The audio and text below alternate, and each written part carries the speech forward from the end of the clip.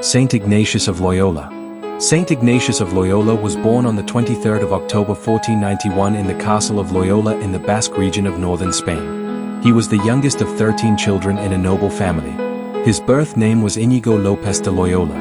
As a young man, Ignatius aspired to become a soldier and courtier, seeking fame and glory. In 1521, while defending the fortress of Pamplona against the French, Ignatius was severely wounded by a cannonball that shattered his leg. During his long recovery, he had access only to religious books, including the life of Christ and stories of the saints. These readings deeply moved him and awakened a desire to follow Christ and do great deeds for God. After his recovery, he gave up his former life of vanity and pride. He laid down his sword before the statue of the Virgin Mary at the Benedictine monastery of Montserrat and began living a life of penance and prayer. Ignatius spent nearly a year in the town of Manresa, where he underwent intense spiritual experiences and developed the foundation of what would become his famous spiritual manual, the Spiritual Exercises.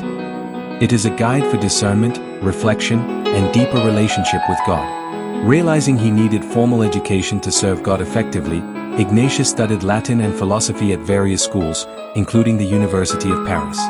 There, he gathered a small group of followers, including Saint Francis Xavier and Saint Peter Faber.